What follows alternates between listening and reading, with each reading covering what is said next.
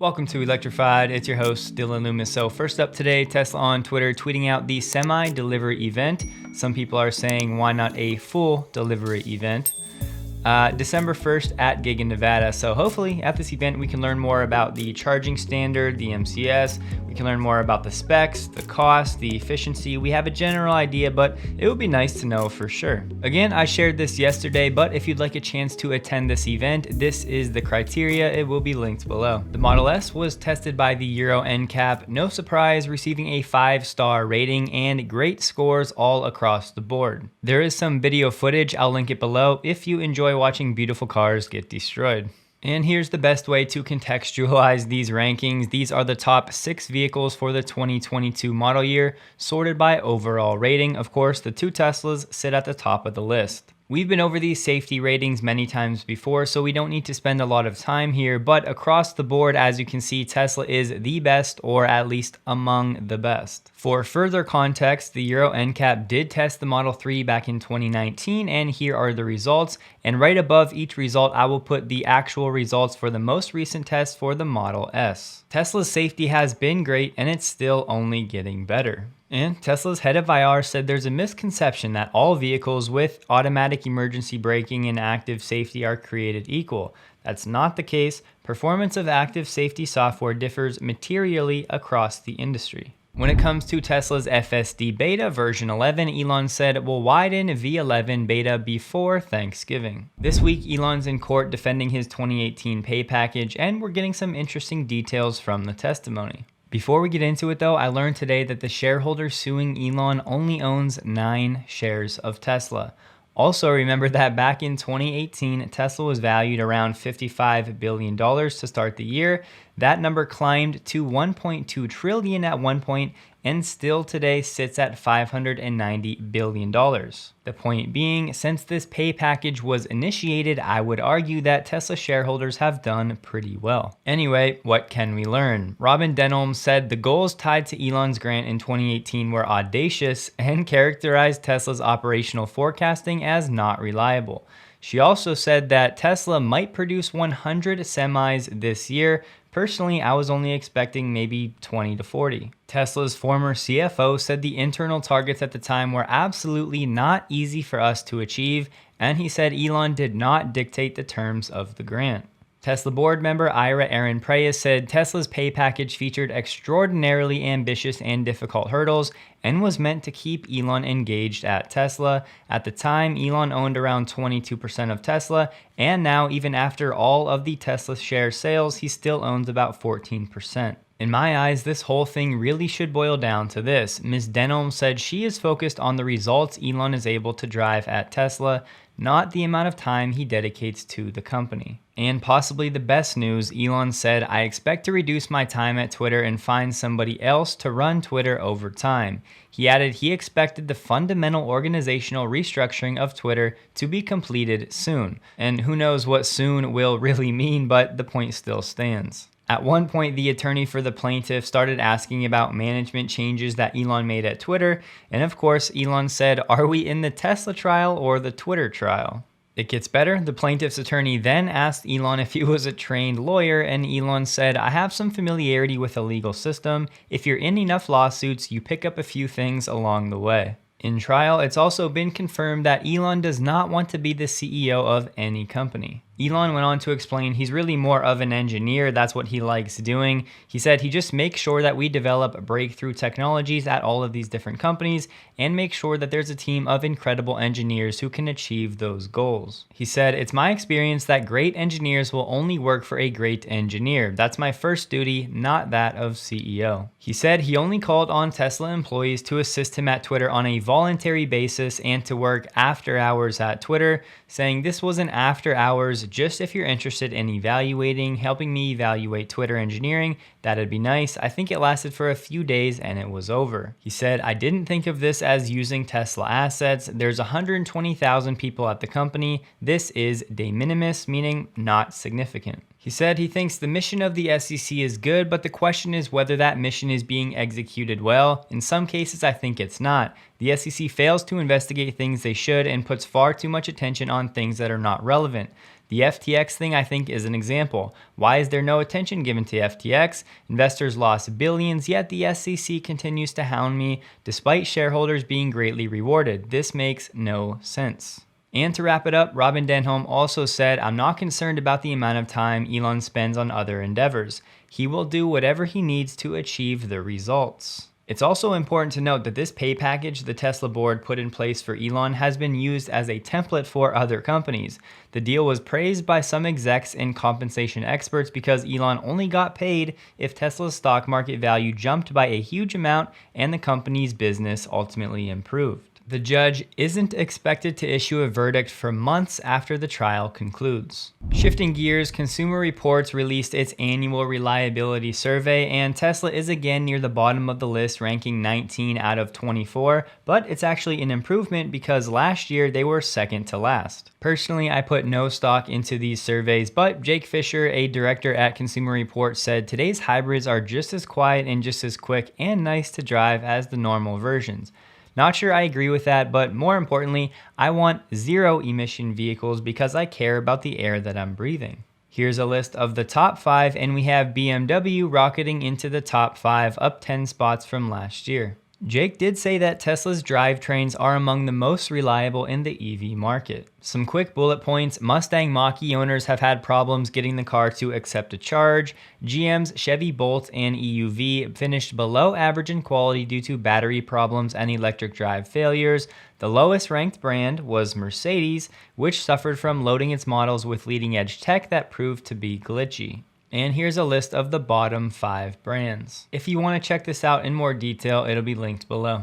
We get some good news here. Basically, there was a Model X owner in China going on different news and media outlets calling his Tesla a killing or a suicide toy, and of course it was damaging Tesla's brand value and reputation. Well, Tesla recently won a defamation case against this owner, and the court's judgment required the defendant to post a public apology in a local newspaper and pay a fine of around $1,500 for his actions. And if you read through the court case, you see that he was making all kinds of false and misleading claims about Tesla, so at least in this case, it's good to see that justice has been served. Jordan at the Limiting Factor got the Monroe 4680 cell back from UC San Diego. They did the testing, and here are the results. In summary, although the energy density of the current generation of the 4680 cell isn't as high as expected, it's still a solid performer. If we simply strip out the extra thick cell can that provides the additional structure, it actually has nearly identical performance to the Panasonic 2170 cells. This is the benefit of using a larger cell with a greater internal volume to surface area ratio, a tabless electrode, and a thicker cathode. Although it would have been satisfying to see Tesla implement more of the chemistry improvements they showed us on Battery Day, it's not the priority. The priority is getting the 4680 lines up and running to build scale and drive down costs. I'm expecting to get more information on the 4680 cell in the coming weeks and months, such as whether the anode is natural or synthetic, and as I get more information, I'll share it with you. You guys know I'm a fan of Troy Teslike, but I have to point this out because earlier this year he was very dogmatic about the capacity for these 4680 cells being 98 watt hours. Thus, he said he didn't agree with what I said, that there was going to be 828 cells in the 4680 pack for the Model Y standard range. Well, it turns out there was 828 cells in that pack. And clearly now we know why, because this 4680 cell is 86.5 watt hours in terms of energy. And of course we all make mistakes. I have made plenty over the years, but Troy was super dogmatic about that 98 watt hour figure, so just keep that in mind. So as we've been saying on the channel for months, until Tesla can figure out DBE, dry battery electrode, for both electrodes at scale, the energy density is going to be lower than I think Tesla and some people in the community were expecting. And more importantly, it's always great to hear Jordan confirm what we've also been saying, that it's not about the energy density right now. It's all about getting the lines up and running and scaling volume production. The chemistry tweaks and all of that will come later. Of course, Jordan's full video will be linked below. We have Mercedes following Tesla's footsteps and cutting some EV prices in China, but there are two very important lines in this article. The first, Mercedes did this due to changing market demand for top-end electric vehicles in the Chinese market. And we must keep this in mind. The top-end electric vehicle segment in China is still evolving. Mercedes is repositioning certain EQ models in China. There's been a flood of new EVs in this booming EV market, so things are going to be changing quickly. Just keep that in mind. Yesterday, Lucid announced two new variants of the Air series. We get the Pure and the Touring. Now, real quick, I just wanted to compare some of the stats to the Tesla Model S.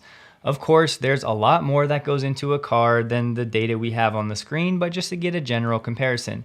And again, personally, I want Tesla to be challenged. I want there to be some competition because it will force Tesla to keep iterating and making a better product for the consumer. And we know that Lucid has a really nice interior. Now, sure, the software isn't as good as Tesla's if you ask most people, but let's look at these numbers. The Pure 0 to 60 in 3.8, the Touring does it in 3.4, Tesla still takes the win at 3.1. And of course, the Plaid has them smoked, but it is worth noting Lucid also has another option, the Sapphire, that should be coming next year, that's supposed to do 0 to 60 in 1.89 seconds. And now Lucid does have a market-leading coefficient of drag of 0.197, but the S is still 0.208, so how big of a difference is that really?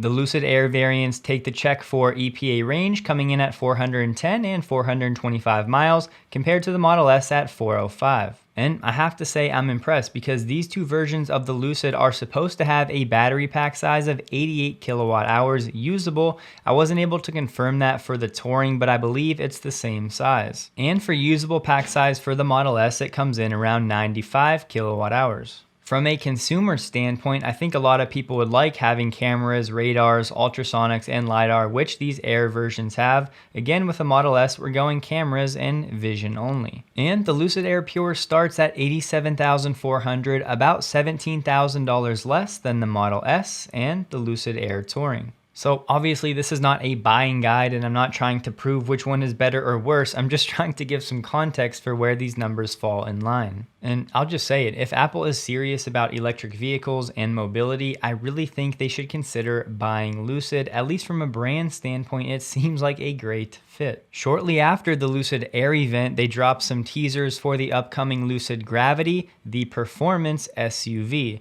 Reservations are expected to start at the beginning of 2023, and deliveries to the United States and Canada are expected for 2024. We don't know much else other than the Gravity should have 5, 6, and 7 seat configurations. There should be a ton of storage room and interior room. So honestly, I'm looking forward to seeing this car and I really do hope that they make it. From Drive Tesla Canada, Tesla is adjusting some of the supercharging rates and more importantly, the peak hours in parts of Europe.